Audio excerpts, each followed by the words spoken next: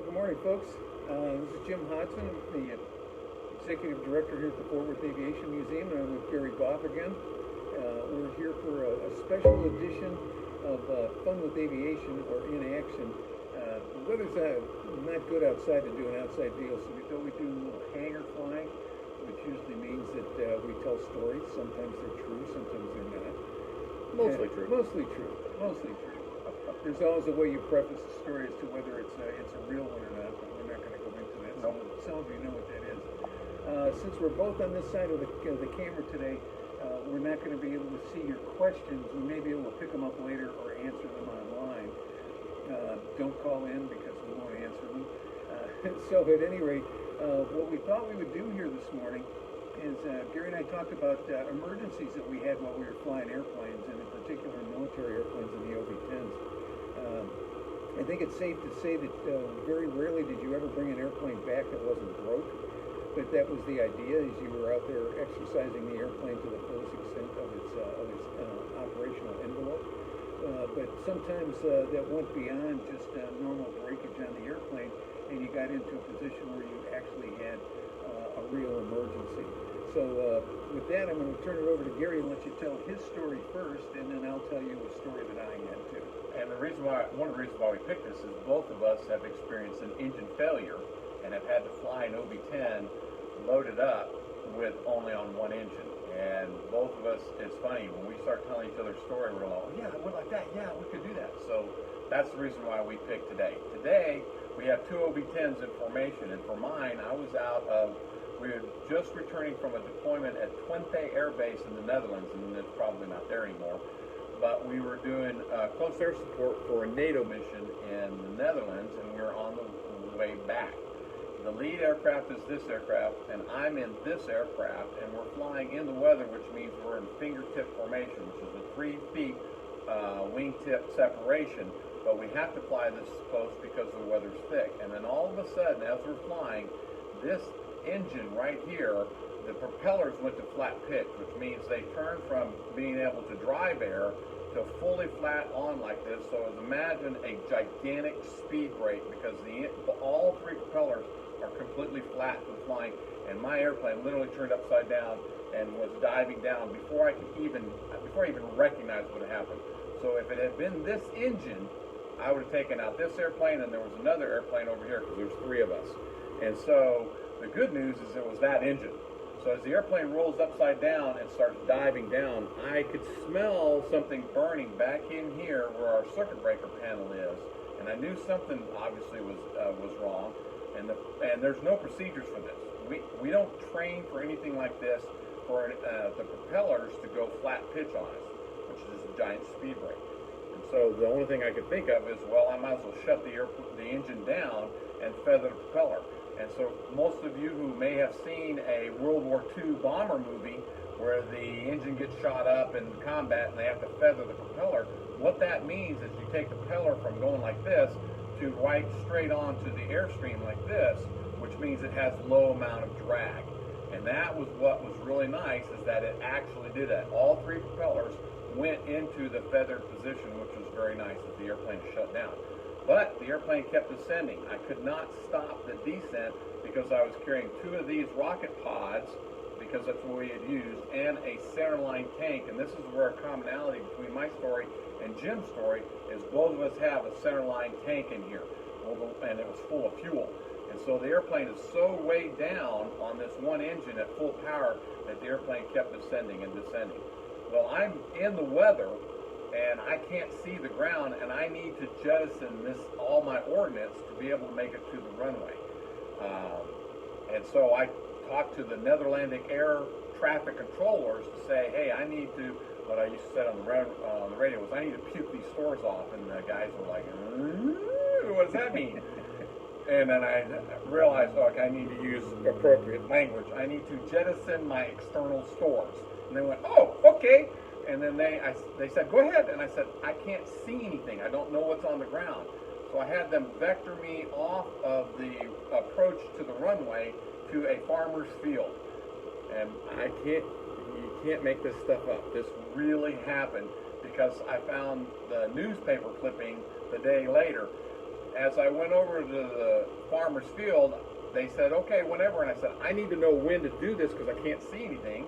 And they said, jettison now. So I pushed the button to jettison all the stuff off, and both rocket pods came off, and the centerline tank came off, which was very good. And it was funny. In the cockpit, it said the red warning light came on, or it was amber warning light. External centerline tank not feeding. And I kept thinking, God, what else is going to go wrong with this airplane? Well, of course it's not feeding because it's gone. Anyway, come to find out, the poor farmer on that field is plowing his field, and literally about less than a quarter of a mile distance, my stuff, boom, impacts the ground and just explodes all over the place right next to the farmer. And so he was pretty scared, obviously. Anyway, that's a side note. So I roll in back towards the runway, and I just had this feeling, something's not right with my bird. Something's still wrong with it. And so I'm going to fly it fast, because when I throw the gear down, I know I'm going to lose some speed. Well, at that time, two NF5s, Netherlandic F5 aircraft, which is one of like the aircraft that we have out here, were emergency fuel. They were literally running out of gas, and they asked me, and I'm an emergency because I only have one engine, can I make the first turnoff when I land? So not only do I have to land this airplane, but I got to make the first turnoff so these two NF5s behind me can land. So as I come down, I throw the gear down, and sure enough, had I not jettisoned everything and had I not flown faster, the airplane would have gone down. And unfortunately, there was a school, an elementary school, right near the end of the runway. So thank God, I just had that sense about it from flying the airplane enough to be able to say, let's fly fast. I land, I turn off the runway. As I'm beginning to turn off the runway, the two F5s are landing directly behind me. And that was an interesting thing to see two NF5s come streaking down, just barely clearing my tail as I shut down the engine, get out of the airplane, and I do what you're supposed to do whenever you land after engine failure. You're supposed to kiss the ground because it's like, I guess the guys in Indy 500 know how to do that.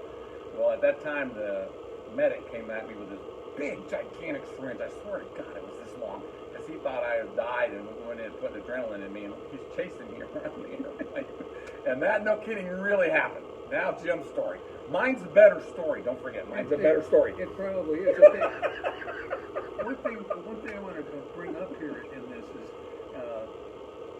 for the OB-10, there weren't any flight simulators. No. There were no cockpit flight simulators. There wasn't any of that. So all the training you did was actually in the airplane. It isn't that we were that old, but it was that this airplane was considered to be so unimportant for the military that it didn't have all of that backup. You went to school, you learned the parts and all of those kinds of things, but you learned the airplane out actually flying it, as opposed to Garry with his F5 and me with my F4, and even with the TA4s and those airplanes, where we had flight simulators, cockpit simulators that you get in and actually learn to fly with them.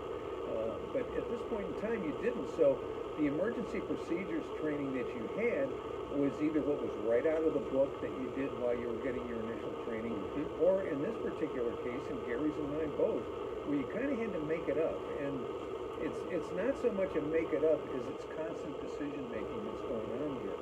You know, I can think back to my instance, and I'll tell that in a second, but it was constantly evaluating the situation now, and if I do this, what's going to happen? If I do that, what's going to happen? And then trying to think 5 or 10 or 15 minutes out in front of me to what's going to happen as this thing develops.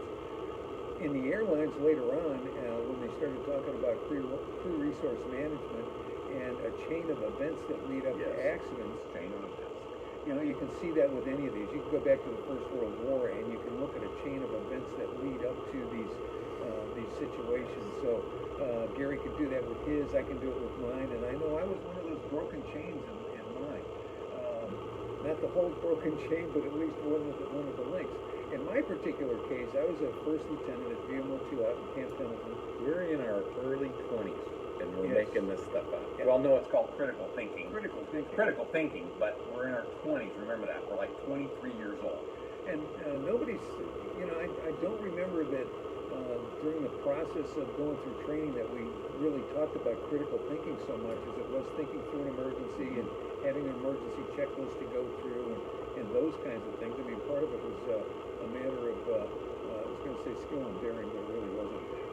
Part of Luck. it was a matter of skill and luck, and repetition from some of this stuff that you saw over a period of time. So at any rate, this one particular day, myself and another crew member had to go down to North Island in San Diego to pick up an airplane that had been brought over from Kaneohe, from Hawaii, and the airplane was being transferred to the East Coast.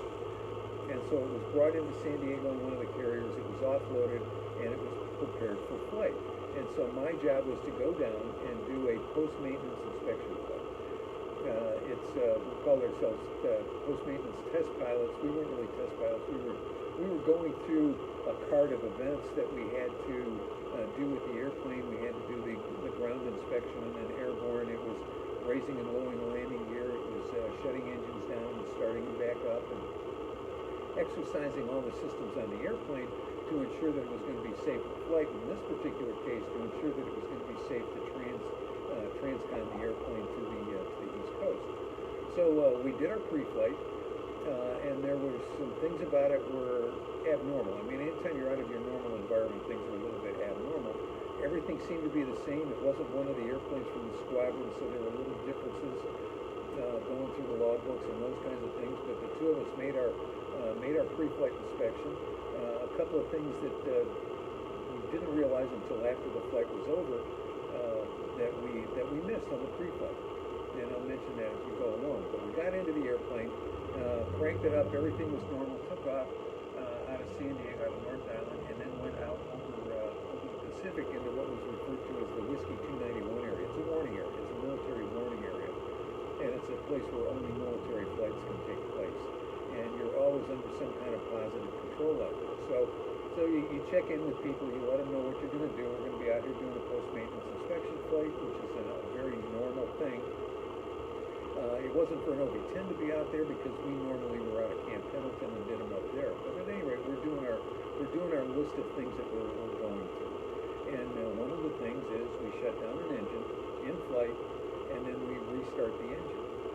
So we get to that part of the checklist and shut down the engine, and in this particular case, it happened to be the right engine.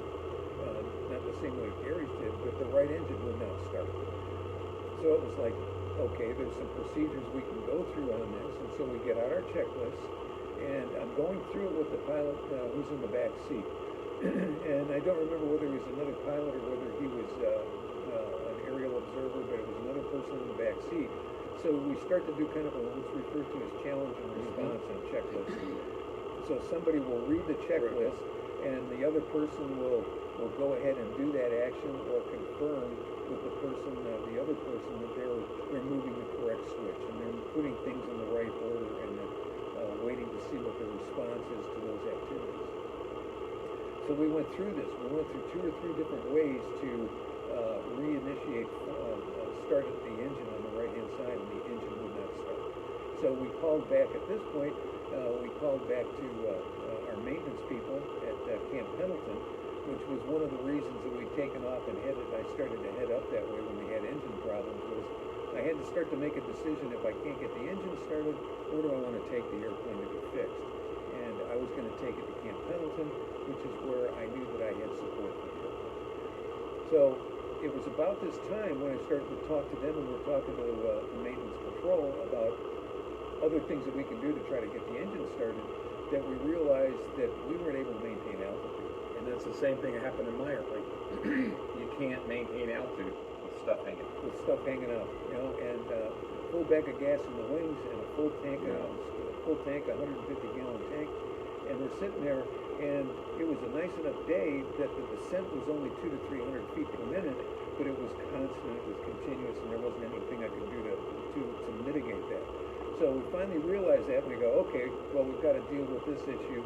We called Mother, who was the controller for Whiskey 291, and said, we need a sterile area to jettison the fuel tank, kind of like Garry did. Our weather was good, but they want to put you in a sterile area, meaning they're going to put you out there somewhere in a Whiskey 291, in this case, where there isn't anything. There's no ships, there's no known activity, and you're going to jettison the fuel tank.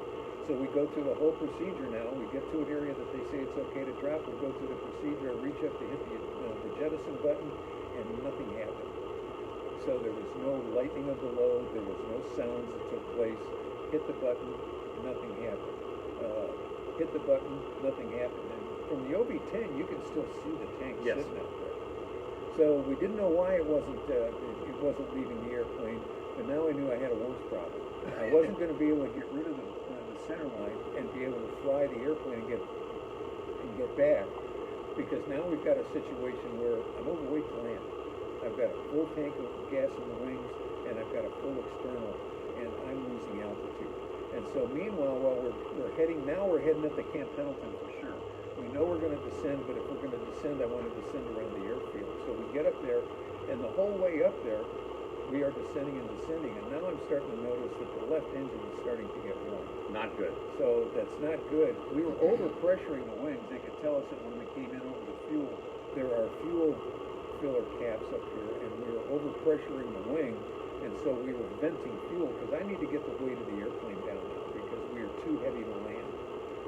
So we pick up an orbit overhead the field at Camp Pendleton, and we were driving around for easily a half an hour, maybe even been longer, 45 minutes. But now I'm starting to get concerned, because we're figuring how fast we're losing weight, how fast the engine is starting to overtemp, and we're just pulling it back. That's the thing you do. An engine starts to overtemp. It's not a big deal. It happens based on the atmospheric conditions and other things. But now I'm starting to pull the power back to the point where we are descending even more. And so our decisions were, and we told the guy in the back, see, we got two things that are going to happen here. We're going to lose an engine, and we're going to eject, or we're going to land overweight. And so we were not in position to make the landing, so we briefed the ejection, and then we went ahead and briefed the landing, and hopefully we're going to be able to make it around, because now the engine is just going hot, and there's nothing we can do here. So we managed to get around, get the airplane on the ground and get it stopped, and get out of the airplane. And afterwards, we learned a couple of things. Number one, I was the ordnance officer at the time, and this is my own DS on this thing, was that the guys came out and said, well, there's a couple reasons that you couldn't drop the tank. Number one, it was pinned, and there was, the pin was in the airplane, but someone had removed the flag, removed before flight flag. So in the inspection on the airplane, neither of us noticed that there was still a pin in the ejection. But you have to understand, it's not that big. It's a little pin. It's a little bitty thing. Especially, and it's black. Yeah. And so in a camouflaged airplane, it's tough to see that black. It'd be different if it was painted like bright red. You'd been able to see it. But it's not. And then the other thing we found out is that there was no charge in the ejector. So it was not going to go off. Now that wasn't a lead, because you can't see that. That's internal to the airplane and the plug and the rest of it. But that was part of the problem too. The other one was while I'm cleaning out my flight suit over in the ordnance shack, one of the engine mechs comes over and says, "Hey, Lieutenant, we want you to see something." So we go over, and keep in mind, the right engine was the engine that would not start. Multiple attempts to start, multiple people input on how we can do this, pulling circuit breakers, doing all kinds of things, wouldn't start. The left engine was the one that kept us running. We got back home with it, but it was starting to overtemp. So I walk over to the engine shop, and one of the engine mechs goes over, and he just spins the prop, and this one's not going to spin for us, but he just spins the prop, and it sounded like a coffee grind. That's not good. Clink, clink, clink, clink, clink, clink, clink, clink, clink, clink, clink. So the engine was fried on that one, and they said, "Now we want to show you something else." And he went over and hit the starter on the right engine, and it started right up. On the ground, it started right up.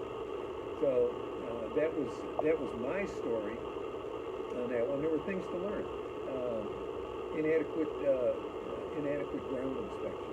There were unusual situations involved, and when there's unusual situations involved, it's time to pay a little bit more attention to things like should have seen the pin, small pin, should have seen it, but had there been a flag on it, it would have been easy. It would have been a lot easier. Yes. Still probably could have gotten the tank off, maybe, but there was no ejector in the charge in the ejector foot, so it wouldn't have gone off normally. and then the other one we never did find out why the engine wouldn't start airborne, but the other one did. The other one did burn up. But we learned things from that. The OV-10 we did land it overweight.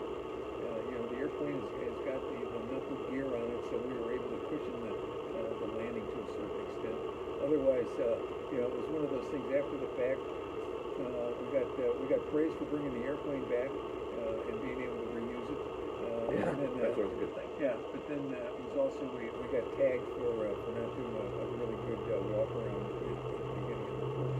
So these are just a couple of things. As Garry said, this is all critical thinking that's going on. All it is. Yep. All the time. And it doesn't make any difference whether it was in this airplane where we didn't have a lot of background in terms of working out procedures and things like that because we didn't have simulators, or whether it was any of the others, whether it's in his in the F5 or mine in the F4, or even in the commercial jets. It's all about critical thinking. It's all about assessing the situation, realizing what assets you have available, what assets and capabilities you have available to you, and then determining a course of action, and not just determine that course of action and go, but constantly test that all the way to the final conclusion of whatever that incident is. Because things change as you go along. So what your initial plan was may very well change as you go along. And as Jim and I were brand new pilots, whatever airplane we were on, we had to learn all the systems. and it was the same way as the airlines, as in fighters, or in anything. You had to know how the systems, each of the systems, but how the systems integrated with other systems, which was what allows you to develop that critical thinking skill. I could smell, you could smell something that was going on back here in the back, so I knew that there had to have been some type of an electrical short. What does that mean? How does the electrical system impact the rest of my aircraft? How does this engine? We just go through all this stuff drilled in our minds over and over again. They found out that what had happened is an electrical short in the fuel control unit, which opened some valve that caused the propellers to go flat pitch on it. And they'd never seen this before. This was the first time this had ever happened on an airplane. But it's one of those things where you get this, like we have a gut feeling something's not right with the jet, something's not right with this airplane, and you make your decision based upon that, and hopefully it works out for you and the better. For both of us, it did. We were both able to land the aircraft, and as Jim said, which is an important thing to be able to reuse the equipment. Reuse the equipment. That's Not only that, but the pilot too. Yeah, you maintain the longevity of the airplane and the pilot all at the same time. It's a good deal. So I'm going to walk over, take a look, see if there's some questions I can see that we can answer.